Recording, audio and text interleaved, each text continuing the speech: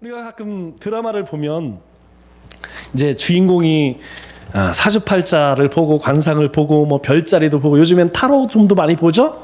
네, 많이 보더라고요. 그런데 뭐 드라마 얘기 아닙니다. 우리 젊은 미혼 남녀들에게 조사를 해보니까 뭐 절반 이상이 한 번쯤은 타로 점을 봤다, 점을 봤다. 좀 이상하죠?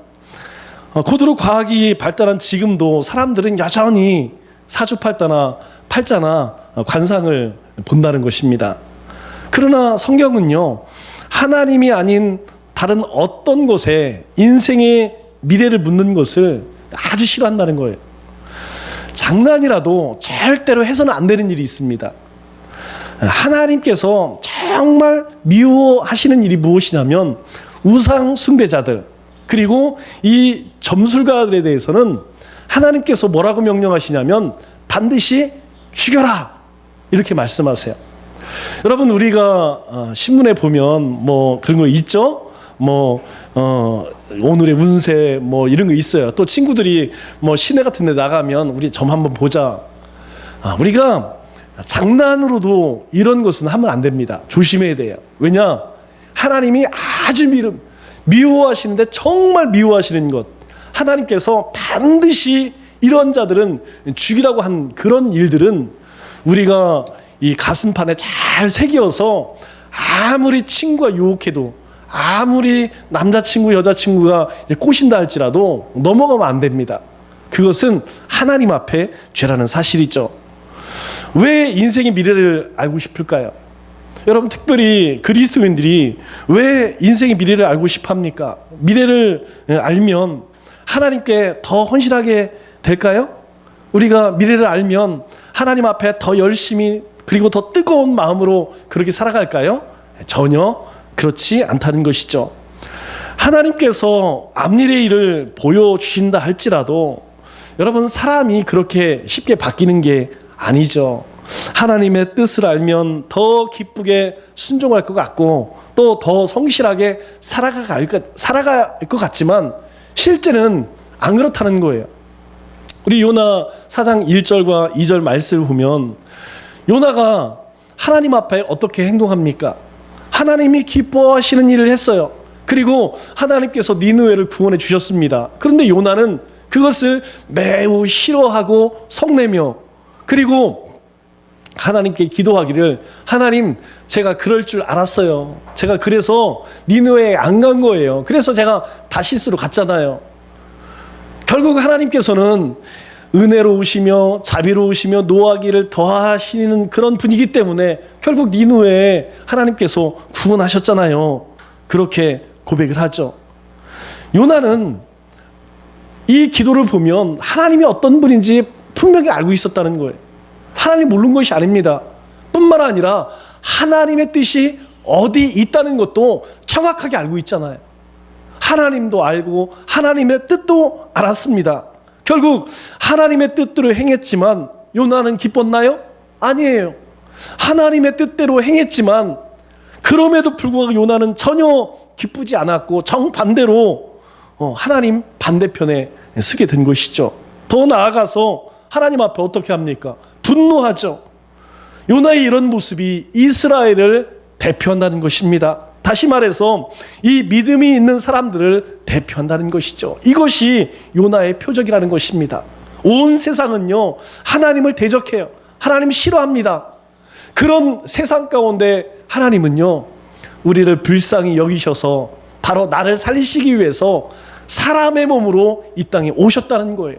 이것이 요나의 표적이라는 것입니다. 요나의 표적에는 또 하나의 표적이 있습니다. 그것이 무엇이냐면 이스라엘은 절대로 하나님 편에 서지 않는다는 것입니다. 모든 사람, 모든 죄인은 하나님의 뜻을 알고 있지만 그럼에도 불구하고 하나님을 쫓지 않는다는 표적이죠. 여러분, 세상 사람들이 지음을 받을 때 어떻게 지음을 받았다고요? 하나님의 형상으로 지음을 받았다고 성경은 분명하게 이야기해 있어요. 그들이 하나님을 믿지 않는다 할지라도 그들 마음 가운데는 양심이라는 것을 주어서 하나님이 싫어하는 것, 하나님이 죄라고 이야기하는 것을 안다는 거예요. 그래서 양심의 뜻이 뭐라고 이야기했습니까? 나도 알고 너도 안다는 뜻이에요. 나도 알고 하나님도 아는 것, 그것이 모든 사람에게 주신 양심이라는 것이죠. 그 얘기는 뭡니까? 사람들은요, 하나님이 어떤 분이라는 것 알아요. 그리고 무엇이 죄라는 것도 가르치지 않아도 안다는 것이죠. 그럼에도 불구하고 어떻습니까? 하나님을 쫓지 않죠. 하나님을 섬기지 않는다는 것입니다. 왜 그럴까요?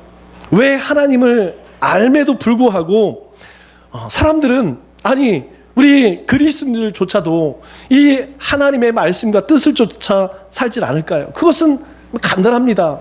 바로 우리 자신 한번 돌아보면 금방 알 수가 있어요. 우리 인생을, 내가 살아온, 그리고 지금 살아가는 이 삶의 모습을 보면 우리가 금방 깨닫게 되죠. 여러분, 우리가 좋은 대학에 들어가고 좋은 직장에 취업했기 때문에, 그래서 주님께 더 순종했나요? 여러분 한번 잘 생각해 보세요. 내 삶 가운데 뭔가 좋은 일이 일어나고 잘 되어요. 적어도 우리 인생은 그렇습니다. 예전보다 못한 인생 저는 별로 못 봤어요. 하나님을 섬기는 모든 사람들은 적어도 작년보다 올해가 더 나았고 5년 전, 10년 전보다 지금이 훨씬 낫습니다. 그런데 더 나아졌음에도 불구하고 우리가 더 하나님의 말씀을 쫓고 하나님 더 잘 순종하느냐? 그렇지 않다는 것이죠. 우리가 물질을 많이 소유하면 주님을 더 잘 따를까요? 여러분, 우리가 소원하는 것, 그것이 다 이루어지면 우리가 정말 열정 품고 하나님의 뜻을 쫓아갈까요? 아니라는 거예요. 하나님이 나에게, 우리 여기 어르신들도 많이 계신데 건강을 더 주시면 우리가 더 열심히 하나님을 쫓는 그런 삶을 살게 될까요? 그렇지 않다는 거예요. 여러분, 우리가 언제 더 많이 기도했나요?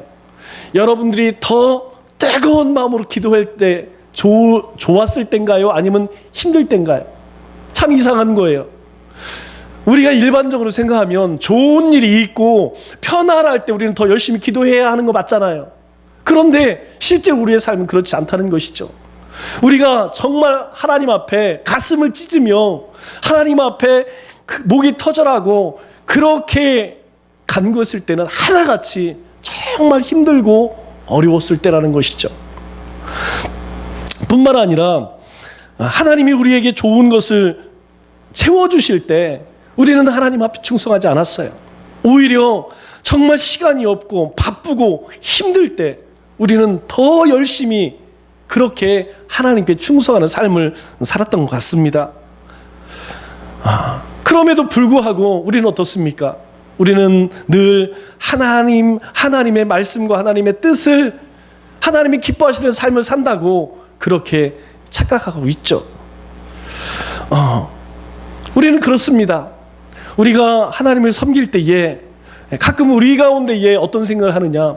하나님께서 나에게 조금만 더 주시면, 하나님께서 나에게 내 마음의 소원을 조금만 더 이루어 주시면 나는 정말 하나님을 잘 섬길 것 같아요. 그런데 실제로 우리의 모습은 전혀 그렇지 않았다는 사실이죠. 그 얘기는 무엇입니까? 하나님께서 우리에게 뭘 주시지 않아서, 우리에게 뭔가 채워주지 않아서 우리가 하나님을 잘 섬기고 하나님을 못 믿은 것이 아니라는 것입니다. 왜 그럴까요? 주님께서 우리 인생을 바라보면서, 우리 사람을 바라보면서 얼마나 답답하셨으면 마태복음 6장 26절로 28절에 이런 말씀을 하셨을까요? 공중의 새를 보라. 심지도 않고 거두지도 않고 창고에 모아 들이지 아니하되 너희 하늘 아버지께서 기르시나니 너희는 이것들보다 귀하지 아니하냐? 너희 중에 누가 염려함으로 그 길을 한 자나 더할 수 있겠느냐? 또 너희가 어찌 의복을 위하여 염려하느냐? 들의 백합화가 어떻게 자라는가 생각하여 보라. 수고도 아니하고 길쌈도 아니하느라. 여러분, 이 말씀 한번 가만히 묵상해 보세요. 주님께서 우리 인생들이 살아가는 모습을 보면서 얼마나 안타까우셨으면 이런 말씀을 하셨겠습니까? 26절에 주님께서 공중의 새를 보라. 하늘에 나는 새라를 보는 거예요. 심지도 않고 거두지도 않고 창고에 들이지 않았지만 하나님께서 기르지 않느냐? 그런데 너희는 이것들보다 귀하지 아니하냐? 우리를 더 귀하게 여기시는데 저 공중의 새도 하나님께서 그렇게 기르시고 하나님께서 지키시는데 하물며 너는 내 핏값으로 샀는데, 내가 너를 위해서 십자가를 졌는데, 내가 죽음과 사망 권세를 이겼는데 내가 너를 그보다 귀하게 여기지 않겠느냐, 그렇게 말씀하시죠. 그 하나님께서 왜 그러시는지 또 우리에게 뭐라고 말씀하십니까? 우리 6장 마태복음 6장 31절로 33절 말씀을 우리 한 목소리로 같이 한번 읽어보겠습니다. 시작.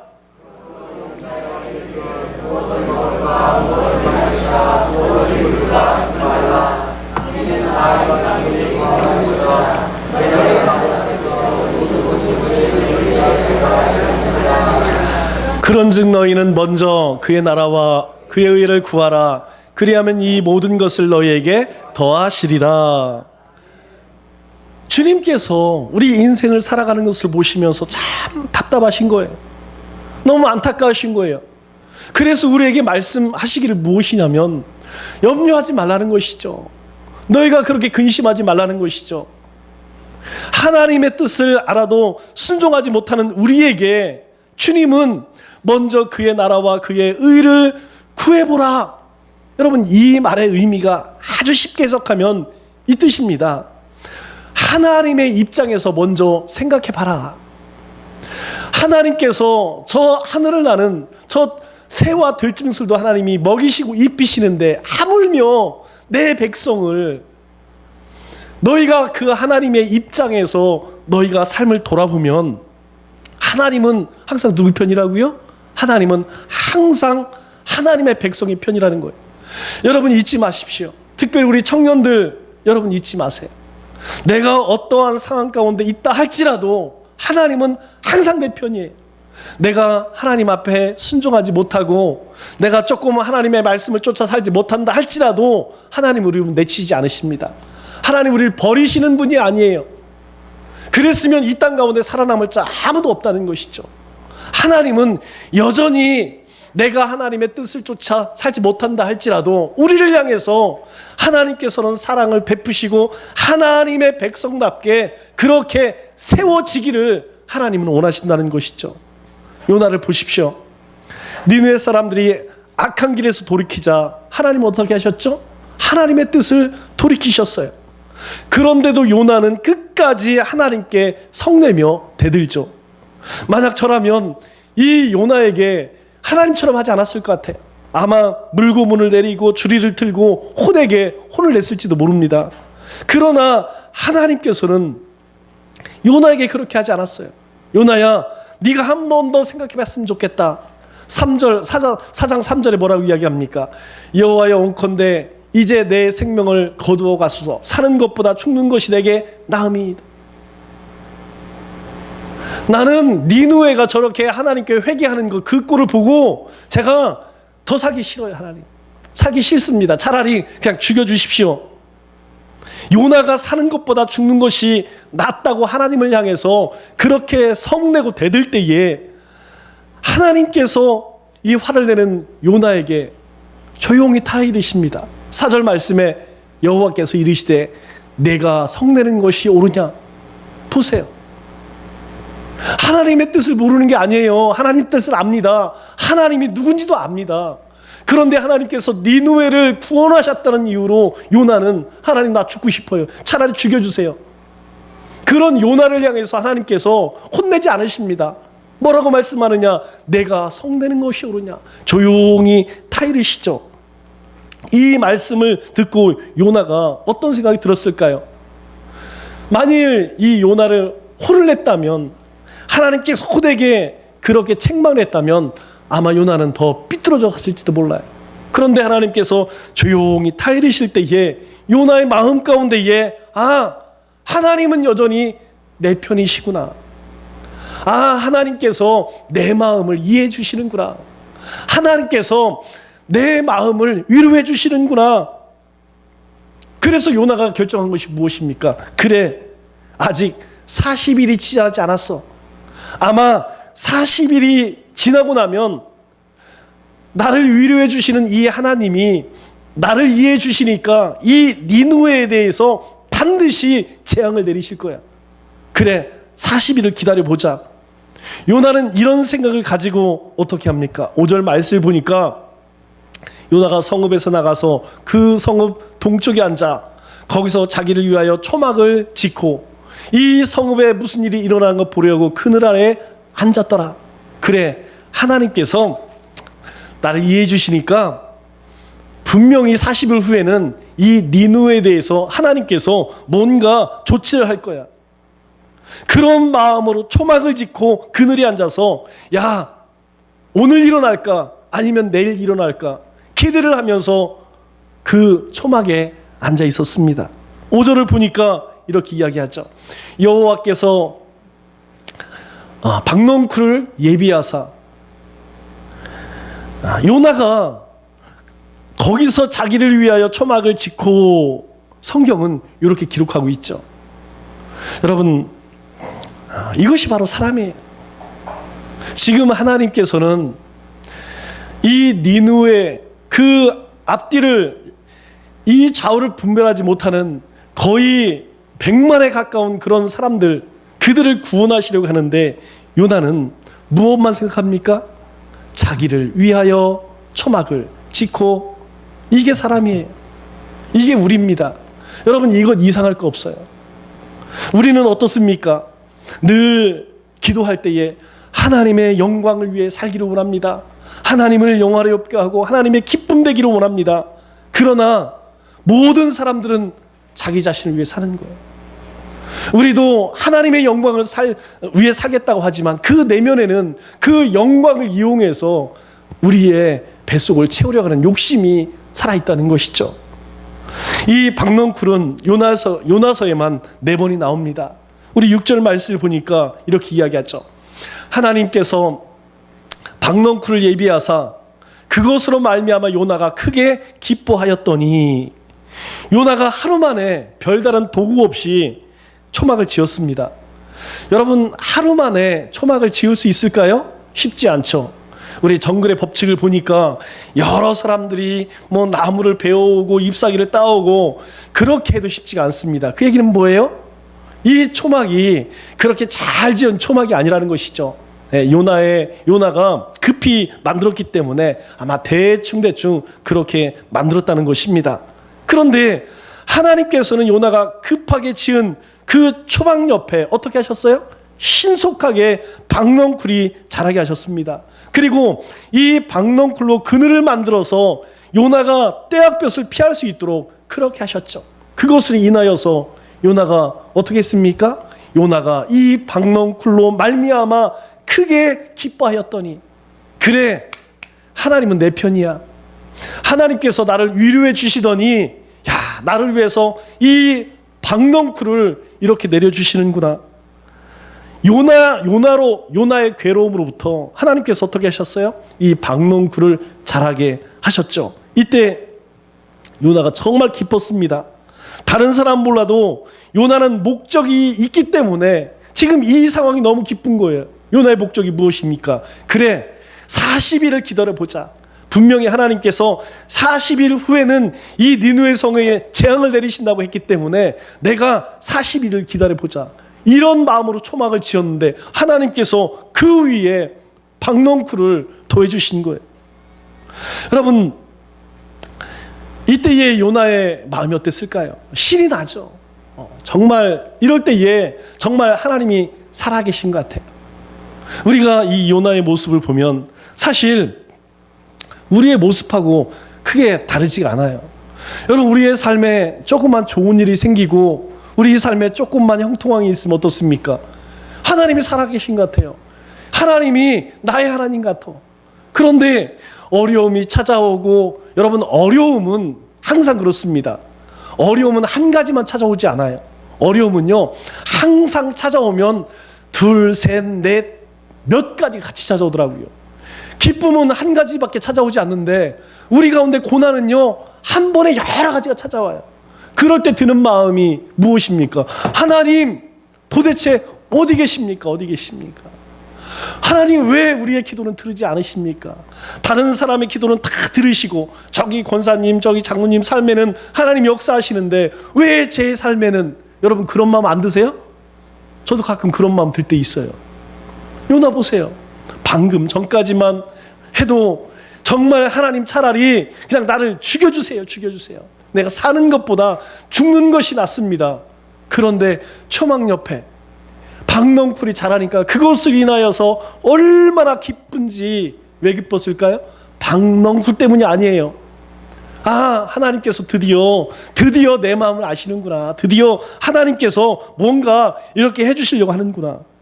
마치 조울증 환자 같죠. 그런데요, 우리도 별반 다르지 않다는 것이죠. 우리도 우리 인생 가운데에 이것도 없고 저것도 없고 이 일도 안 되고 저 일도 안 되고 그럴 때 하나님 이게 도대체 뭡니까? 여러분 그러다가 취직이 되고 또 가정을 꾸리고 하늘이 형통이 되면 어떤 생각이 듭니까? 아, 역시 하나님은 살아계셔. 그런데 하나님께서는 요나에게 박넝쿨만 예비한 것이 아니라는 사실이 있죠. 우리가 오늘 본문 말씀 가운데에 우리가 유심히 자세히 봐야 하는 것이 바로 그거예요. 오늘 본문 말씀 가운데 반복되고 있는 말씀이 무엇이냐? 예비하셨다라는 말이에요. 하나님께서 이 박넝쿨만 예비한 것이 아니라 7절 말씀을 보니까 이 벌레를 예비하사, 여호와께서 벌레를 예비하사, 하나님은 벌레도 예비하셨는데 새벽 해 뜨기 전에 그 박넝쿨을 갉아먹게 하셨다는 것입니다. 여러분 캄캄한 밤에는 박넝쿨이 필요 없어요. 아예 한밤중에 박넝쿨이 뭔 필요가 있겠습니까? 박넝쿨이 필요한 시점은 해가 뜬 다음에. 그런데 해가 뜨기 전 벌레가 이 박넝쿨을 하나님께서 다 갉아먹게 하신 것이죠. 요나의 입장에서는 어떨까요? 황당하죠. 아니 초막을 지었는데 박넝쿨을 주셨어. 너무 기뻤어요. 그런데 하나님께서 해가 뜨기도 전에 벌레를 보내셔서, 벌레를 예비하셔서 그 박넝쿨을 다 갉아먹어 버렸습니다. 여러분 우리가 그럴 때도 있죠. 우리가 정말 막 부푼 마음으로 기쁜 마음으로 어렵게 찾던 내 적성에 딱 맞는 직장에 취업을 했어요. 그런데 석 달 만에 회사가 망해버렸네. 여러분 얼마나 황당할까요? 요즘에 취업하는 게 얼마나 힘들어요. 정말 어렵게 취업을 했는데 그 회사가 2달 만에 3달 만에 없어져 버린 거예요. 그럴 때에 얼마나 황당합니까? 우리 모쏠이라고 하죠. 모쏠이 뭡니까? 모태 솔로. 평생을 그냥 혼자 살다가 여자친구가 생겼어요. 그런데 여자친구가 생기자마자 2달 만에 헤어져 버렸습니다. 여러분 어떤 느낌일까요? 여러분 중요한 것은 이 벌레마저 누가 예비하셨어요? 하나님이 예비하셨습니다. 나에게 형통함만이 아니라 어려움도 하나님이 예비하셨다는 거예요. 우리는 이것을 잘 기억을 해야 합니다. 8절 말씀 한번 볼까요? 8절 말씀을 보니까 해가 뜰 때에 하나님이 뜨거운 동풍을 예비하셨고 또 하나님이 예비하신 것이 있어요. 그것이 무엇이냐면 바로 뜨거운 동풍이라는 것이죠. 여러분 이 뜨거운 동풍이 무엇이냐면 동쪽에서 부는 바람인데, 여러분 한여름에 헤어드라이기 있죠? 그것을 한번 해보세요. 거의 미쳐버리는 거죠. 지금 요나가 그런 상황이에요. 날이 너무 뜨거워 초막을 지었어요. 그런데 하나님께서 박넝쿨을 예비하셨어요. 그런데 그것으로 끝나지 않고 벌레를 또 예비하셨어요. 그런데 하나님께서 벌레뿐만 아니라 뜨거운 동풍까지도 예비하셨다는 것이죠. 그런데 오늘 말씀을 보니까 해는 요나의 머리에 쪼임에, 그 상황을 자세히 묘사하는데 이 쪼임에라고 하는 말이 아주 재미있습니다. 이 쪼인다라는 뜻은 강타한다, 타격한다 이런 뜻이에요. 그러니까 지금 요나가 어떤 상황이냐면, 여러분 돋볶이 어렸을 때 그런 거 해봤죠? 초등학교 때 돋보기로 햇볕을 딱 모으면 어떻습니까? 불이 붙죠? 지금 그런 상황이라는 거예요. 해가 쨍쨍 쪘는데 그 해가 지금 요나의 머리에 지금 집중하여서 요나의 머리를 타격한다, 때린다. 그러니까 요나가 견딜 수가 없는 것이죠. 그래서 요나는 어떻습니까? 정신이 혼미해졌죠. 그래서 요나가 또다시 하는 게 있어요. 무엇이냐면 요나의 주특기 뭐라고 고백합니까? 사는 것보다 죽는 것이 내게 나으니이다. 여러분, 이 말씀 요나서에 몇 번 나오는지 모르겠어요. 툭 하면 조금만 어려움이 찾아오면 하나님, 제가 사는 것보다 죽는 게 차라리 나요. 여러분, 이 고백을 들어보면 우리 인생에서 자주 하는 고백 아니에요? 우리 인생에서 하나님 앞에 늘 고백하는 것이 무엇이냐면 조금만 잘 될 때에는 하나님 너무너무 행복합니다. 감사합니다. 근데 조금만 어려우면 주여. 주여도 안 해요. 아니, 주여만 해도 괜찮아요. 주님 앞에 나오지도 않는다니까요. 주님 앞에 묻지도 않습니다. 그 의미가 뭐예요? 하나님, 차라리 저 죽는 게 나아요. 차라리 죽여주세요. 그런 의미죠. 그럴 때에 하나님께서 뭐라고 말씀하십니까? 9절 말씀을 보니까 하나님께서 내가 이 박넝쿨로 말미암아 성내는 것이 옳으냐? 내 인생 가운데에서 이 박넝쿨이 그렇게 중요하더냐? 여러분, 요나가 초막을 지을 때 박넝쿨이 있었습니까? 없었습니까? 없었어요. 원래 없었는데 잠시나마 하나님께서 허락하신 것이죠. 그러나 요나는 지금 그것이 없어진 것을 하나님을 향해서 어떡합니까? 하나님을 향해 따지고 화를 내요. 성내어서 죽기까지 할 만큼 뭐라고 이야기합니까? 옳다. 내가 이렇게 이 박넝쿨 없어진 걸로 인하여서 나에게 성내는 것이 옳으냐? 뭐라고 대답합니까? 그가 대답하되 내가 성내어 죽기까지 할지라도 옳으니이다. 하나님 앞에 잘못했다고 얘기 안 해요. 하나님, 제가 잘못 생각했어. 이게 아니에요. 제가요, 성내다가 죽어도 저는 틀린 게 없어요. 저는 옳습니다. 제가 하라는 게 잘하는 거예요. 사실 우리도 이 땅에 가져온 것이 있나요? 여러분, 우리가 이 땅에 올 때에 가지고 온 것이 있나요? 모든 것은 하나님이 주셨다는 거예요. 주님께서 지금 요나에게 하시는 것이 이 말씀입니다. 우리 인생에 있어서 우리의 생명도, 우리의 건강도, 우리의 가정도, 우리의 시간도, 우리의 재능도 다 누구의 것이라는 거예요? 하나님이 주셨다는 거예요. 내가 가지고 온 것, 내가 만들어낸 것 하나도 없다는 거예요. 내가 가지고 있는 모든 것은 다 누구로부터 왔느냐? 하나님으로부터 왔다는 거예요. 모든 것을 주신 하나님이 그것을 거두신다고 하나님이 불의한 분이냐? 그렇지 않다는 것이죠. 지금 주님이 요나에게 이 얘기하시는 거예요. 내가 이 박넝쿨 말미암아 성내는 것이 어찌 옳으냐? 이 박넝쿨 누가 줬냐는 거예요. 하나님이 만드셨다는 거예요. 하나님이 주셨다는 거예요. 그런데 요나는 뭐라고 대답합니까? 내가 성내어 죽기까지 할지라도 옳으니이다. 아니라는 거예요. 하나님이 틀렸다는 거예요. 하나님이 불의하다는 거예요. 우리는 원래 죄인으로 태어나서 우리가 갈 곳이 무엇입니까? 우리는 죄인으로 이 땅에 왔기 때문에 곧장 흙으로 가야 할 인생들이에요. 요나가 뭐라고 고백하죠?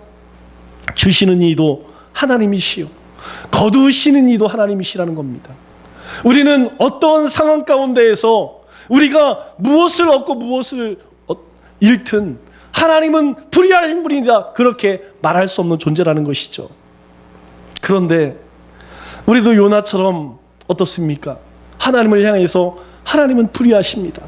하나님은 공평하지 않습니다. 하나님, 왜 저 사람은 많이 주고, 하나님 왜 저 사람에게, 저 가정에게, 저들에게는 그렇게 시온의 대로와 같이 형통하는 인생을 사는데 제 삶 가운데는 그런 것이 없나요? 우리 가운데 그 불평과 원망이 없냐 하는 것이죠. 우리가 그러한 상황 가운데 왜 하나님께서는 저 사람에게 더 주었을까? 하나님께서 이 박넝쿨 벌레 뜨거운 동풍을 왜 예비하셨을까? 우리는 다시 한번 그것을 깊이 생각해 봐야 한다는 것이죠. 하지만 하나님께서 예비하신 것이 우리에게 우리의 삶 가운데 항상 기쁨이 되는 것만은 아니라는 것입니다. 여러분, 이것이 우리 인생 가운데 하나님께서 섭리하시는 계획이라는 거예요. 우리는 우리에게 필요한 것만 주셔야 기뻐합니다. 우리는 우리에게 필요한 건 뭐죠? 물질, 성공, 그리고 항상 잘 되고 편하고, 그것을 줄 때만 우리는 기뻐합니다. 그러나 하나님께서는 그렇지 않다는 거예요. 우리에게 박넝쿨을 주셨다면 우리 가운데 때로 벌레도 뜨거운 동풍도 우리에게 찾아온다는 것이죠. 왜 그렇습니까? 하나님은 지금 이방 니느웨가 아니라, 아수르가 아니라 누가 싸우고 계십니까? 요나와 싸우고 계시다는 것이죠. 그러면 왜 하나님께서 요나와 싸우십니까? 그것은 요나가 고집을 꺾지 않고 버티며 하나님의 뜻대로 살지 않기 때문이라는 것이죠. 하나님께서 우리에게 주신 메시지가 그거라는 거예요. 하나님께서는 저 하나님을 알지 못하는 이방, 하나님 저 세상, 거기에 관심이 없어요. 하나님은 누구에 관심이 있을까요? 하나님의 백성에게 관심이 있다는 거예요. 이미 하나님 품에 들어온 하나님의 백성, 그리고 아직 들어오지 않은 저 밖에 있는 하나님의 백성, 하나님의 백성에게 하나님은 항상 관심이 있다는 거예요. 하나님께서는 오늘도 우리 인생 가운데 왜 뜨거운 통풍을 주시느냐, 왜 하나님께서는 우리 인생 가운데 벌레를 주시느냐, 다른 것이 아니죠. 우리를 사랑하시기 때문에, 우리가 하나님의 뜻을 분별하지 못하기 때문에 우리도 똑같이 착각하는 것이 있습니다. 그것은 우리의 삶이 변하지 않고, 상황이 변하지 않고, 세상이 변하지 않아서 우리는 인생이 힘들다고 생각해요. 여러분, 그게 아니라는 거예요. 하나님께서 은혜를 주셔서 이런 상황과 환경만 열려지면 자신이 하나님을 더 잘 섬길 것이라고 우리는 그렇게 생각하죠. 그런데 하나님은 그렇지 않다는 거예요. 그런 상황 때문이라는 것이 아니라는 것이, 그런 여건 때문이라는 것이 아니에요. 그래서 오늘 우리에게 묻는 것이 무엇입니까? 너는 예배를 드리고 있느냐? 여러분, 하나님 앞에 물으셔야 됩니다. 나는 정말 예배의 삶을 살고 있는가?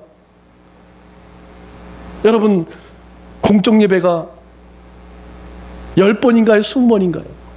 여러분, 공적 예배 주일, 낮, 오후, 수요 세 번밖에 없어요. 우리는 이 공적 예배 드리는 것조차 헉헉거린다니까요. 귀찮아합니다. 주님은 우리에게 묻습니다. 너는 하루의 삶을 말씀으로 시작하고 있느냐? 너 오늘 큐티하고 시작했느냐? 주님은 우리에게 물으세요. 내가 복음을 증거할 준비가 되어져 있느냐? 내가 복음학교 그 10초 메시지를 준비하면서 영혼에 대한 사랑이 있느냐? 우리에게 묻고 계세요. 주님은 우리에게 묻습니다. 내가 너를 향해 준 그 비전 아직도 가지고 있느냐? 하나님께서 너에게 준 그 인생의 비전을, 인생의 목적을 너는 붙들고 있느냐? 주님은 우리에게 묻으세요. 너는 오늘도 하나님의 말씀에 순종하여 살 준비가 되어져 있느냐?